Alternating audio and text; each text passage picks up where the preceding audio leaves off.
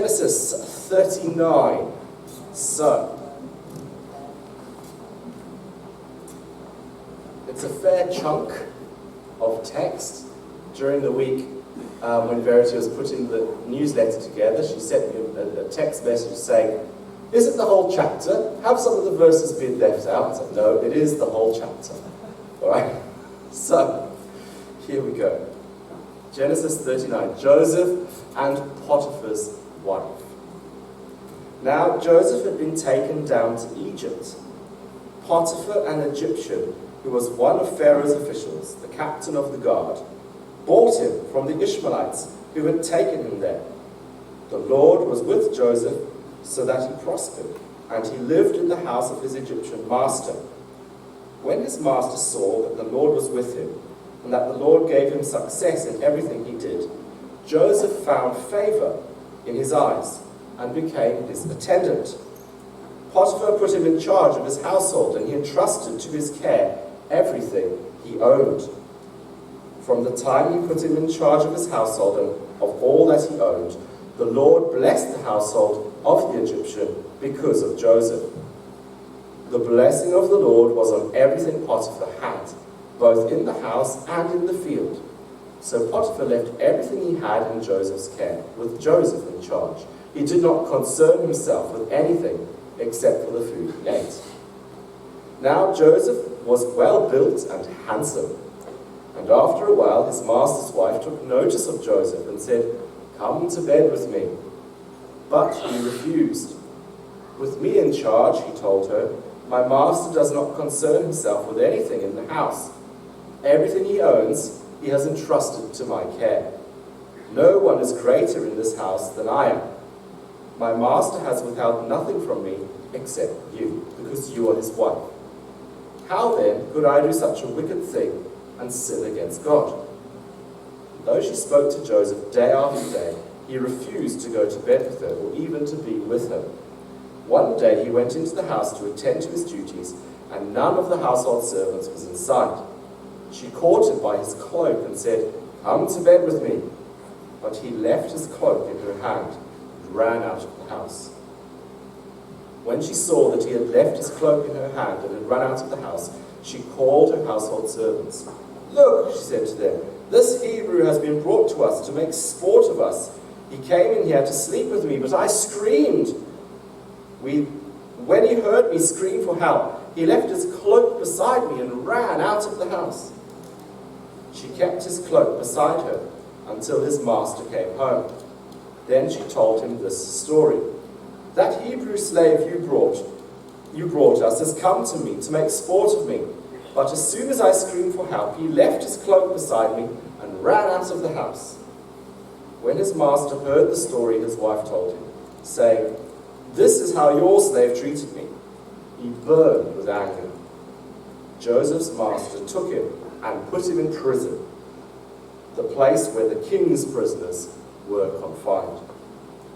But while Joseph was there in prison, the Lord was with him. He showed him kindness and granted him favor in the eyes of the prison warder. So the warder put Joseph in charge of all those held in the prison, and he was made responsible for all that was done there.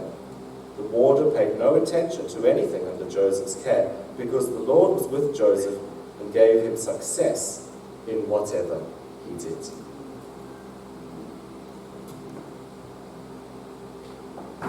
So, we are picking up Joseph's story. Last time, Clive spoke about Joseph being sold into slavery by his brothers to some passing Ishmaelites. Before that, Clive spoke about all the problems that were going on in that family and in the household. But he's been sold as a slave. And slavery means that you no longer have any rights. You are not your own. You belong to someone else, and they can do whatever they want to you. Upon their arrival in Egypt, Joseph is sold again to Potiphar, and I imagine the Ishmaelites would have made quite a handsome profit from that sale. And Potiphar is the captain of the guard, one of Pharaoh's high-ranking officials. He is a powerful man. and I'll make a few references to the actual text. So here's one of them, starting from verse 2. The Lord was with Joseph so that he prospered, and he lived in the house of his Egyptian master. When his master saw that the Lord was with him, and that the Lord gave him success in everything he did, Joseph found favor in his eyes and became his attendant. Potiphar put him in charge of his household, and he entrusted to his care everything he owned. So this chunk, this section of the story of Joseph, as Clive showed the graphs earlier, the ups and downs of life, Joseph is on a major spiral downwards. Okay? Yes, he has a little kind of upwards movement when he's put in charge. He's been sold into slavery. All right? He's in the process of falling from his high position. Remember, he was in this high position in his father's household. Most favored son, didn't have to do any work, all the rest. But he's now a slave. He's presumed dead by his father. He has lost his family, his social standing, his wealth, his rights, even the ownership of his life. But yet, we're told, the Lord was with Joseph. We still see blessing being poured out upon his life. Life is not perfect. In fact, it seems, especially here, like everything is falling apart. There is suffering and pain, but hope is not lost. Why? Because the Lord was with Joseph, even in his slavery. We see Joseph is blessed even in this bad situation. How can this be? Surely blessing means life that has full of prosperity. You know, you live in health all the time, you never get poorly, everything's going to be perfect. You know, Joseph will be protected, even though he's in a difficult place. Well, don't worry, because he's going to be protected. Nothing bad's actually going to happen to him. No. We see that despite his bad situation, Joseph is also blessed. God's blessing does not deliver Joseph from the difficulties and pain of life, but gives him strength to endure and push through them. The situation was bad, but yet God prospered Joseph. He was granted success. And we see that this success was not just for Joseph. It rubbed off on those around him. Potiphar, his owner, was also blessed because he had Joseph working for him. And as God's children, we are also blessed. God's blessing upon our lives can grant us success too. But we need to realize it's not just for us. It's supposed to spill out and touch and bless those around us too. We are blessed, but the blessing is not for us, it's for others. We need to give it away. We need to find ways to share the blessings God has put into our lives with others. Don't keep it for yourself. That was a good piece of advice my sister was given at Spring Harvest recently, a Christian conference, Spring Harvest, and my sister is a very creative person. She's constantly, every few months she moves on from one creative project to the next, and she has a whole room in her house full of boxes of all the different bits and bobs she needs to do whatever it is, all this creative stuff. Very artistic. And at Spring Harvest, she chatted, there was an artist there who gave some talks and things. And in one of her conversations, she said to my sister, she said, you know, all your paintings and things, they're obviously talking about painting and drawing and things. And the artist said to her, well, what do you do with your art? And she said, well, I'm never quite pleased with it. I never think it's completely finished. I don't really do very much with it. You know, I paint it, I enjoy doing it, and then it kind of just gets put in a drawer. Sometimes she puts it in a frame and I get a picture for a birthday or something. But most of the time, just gets filed away. And the artist said, well, no. He said, this is a blessing. This is a gift God has given you. But he's not just given it to you. He's given it to you so that you can give it to others. And she really took that to heart. And so over the last few months, since that time, she's been really inspired by it. She's been doing loads more painting than she has done in a long time. And she's been sharing it on social media, and people have been touched and blessed by it.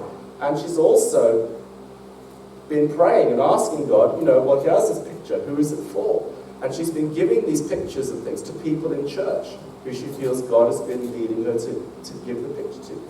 And it's really touched and meant so much to these different people as God uses the gift and the blessing he's given her to touch and impact others. And that's just one small example of doing a drawing that, God's given that to you. He can use that through you to bless others. Verse 6, back to our passage. Now Joseph was well built and handsome. And after a while, his master's wife took notice of Joseph and said, come to bed with me. But he refused. So Joseph's a slave and all the rest. Yeah, okay, he's enjoying some level of success, being put in charge of things in his master's household, but now things go bad again. Attracted by his good looks, his success, and his power within the household, Potiphar's wife wanted to have sex with him, but Joseph refused. Here we start to see that despite the dire circumstances, God has been working within Joseph. His morality and integrity have been strengthened, and something has begun to change. We cast our minds back to the first sermon in the series that Keith preached about this arrogant, pig-headed young chap. He's no longer this naive, big-headed, prideful boy we met at the start of the story. Things have been happening. God has been at work. Potiphar's wife tries again and grabs hold of his cloak. Joseph does the right thing, and he flees, he runs away, leaving his cloak in her hands. And we're told that he refuses because doing this he would sin against God. This shows us that adultery is not just a sin against your spouse, it's also a sin against God. Feeling rejected, upset, probably very angry, because here we have a slave not doing everything his owners command from him for good reasons, but refusing nevertheless. She accuses him of trying to rape her, and she has his cloak as evidence. And again we see another of Joseph's cloaks being used to deceive and further his misery. And just wait later on in the story, when we have an upward movement of Joseph's life, watch out for the cloak being mentioned there again. Another cloak comes in. Keep your eyes open for that. Potiphar's wife is good at manipulation, and she puts the blame for this event partly on Potiphar's shoulders by saying things like, that Hebrew slave you brought into our household, and this is how much your slave treated me. Thus further ensuring that Potiphar is now backed into a corner and has to act to punish Joseph. Joseph is swiftly thrown into prison. Another step down.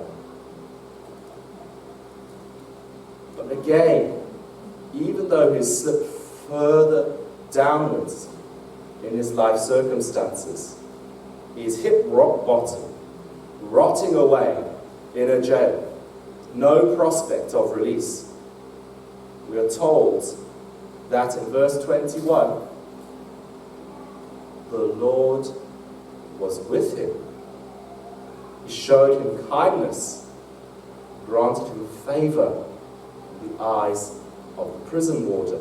Again, we see God's blessing spills out and touches those around Joseph.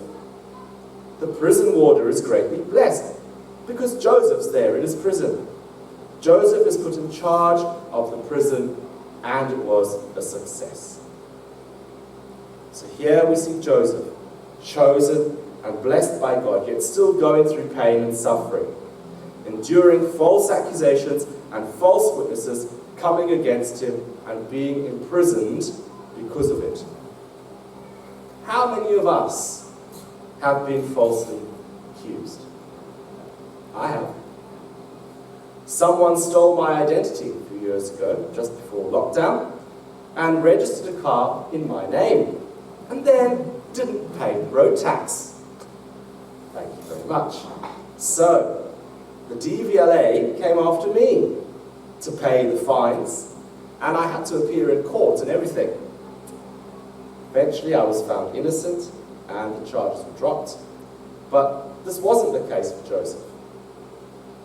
And indeed, this wasn't the case for Jesus either.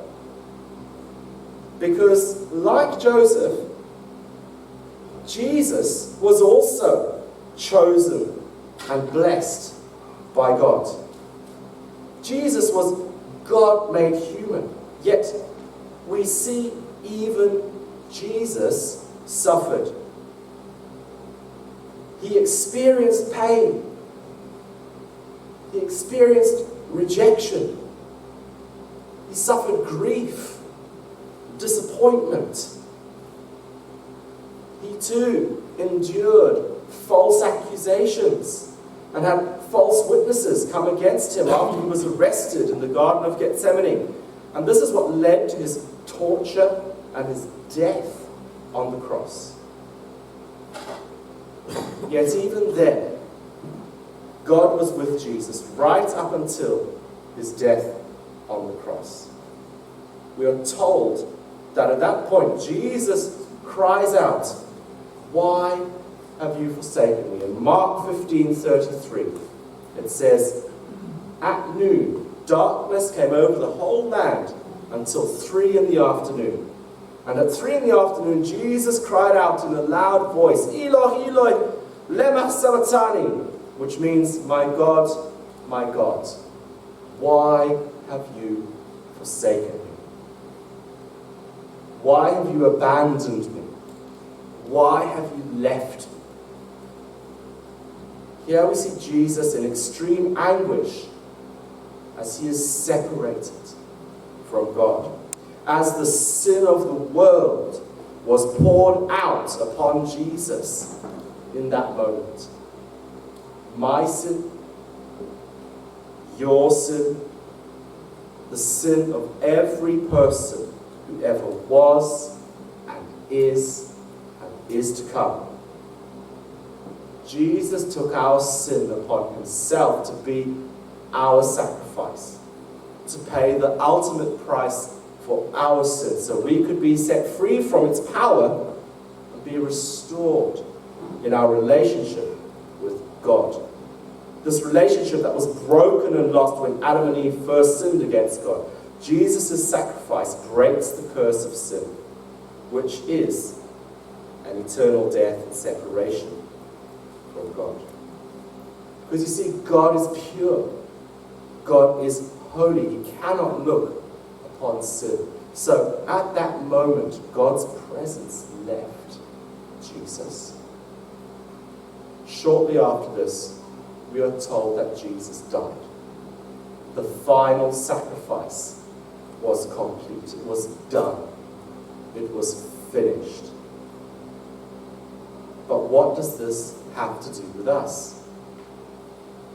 We too will experience difficulties and setbacks in our lives.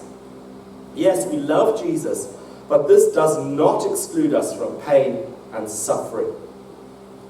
Like Joseph, we might come from a broken home. We might be betrayed by those close to us. We may be falsely accused. We might even be thrown into prison, whatever that prison may look like in our lives, whether it be an actual prison or an addiction or whatever. But because Jesus paid the ultimate price for our sin when he died on the cross, and because we have made the decision to live for him, to follow him and to make him the boss who is ultimately in control and in charge of our lives, we receive this free and undeserved gift of relationship with God. Part of this gift includes God's presence, his blessing, and his favor upon our lives. So even in the darkest and hardest times, just like Joseph, we too can say, "The Lord is with me." But if we haven't yet made that decision to follow Jesus, if we haven't surrendered our lives to him or accepted the free gift of salvation from our sins, we are still living in a state that horrified Jesus as he died upon the cross. We are separated from God. The only way we can be connected to God is through the blood of Jesus, by making the decision to live for and to follow him, by putting Jesus first in our lives. Then we will experience God's presence, his peace, his help, his comfort, his blessing, and his success, even in the midst of trouble. Jesus has made the first move. He died for us. The next move is up to us. Some of us have made that move. We've decided to follow Jesus. We've given our lives over to him.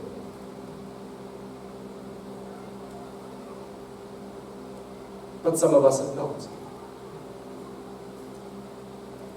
Don't wait to make that decision. Today is the day of salvation. You need to take the opportunity while you can. So if that's you and you want to give your life to Jesus, to say yes to Jesus, I want you to be in control of my life, I would urge you just to come and speak to me or to Fiona or to Clive during the coffee break. We can talk with you and pray with you, help you as you start that journey of relationship with Jesus.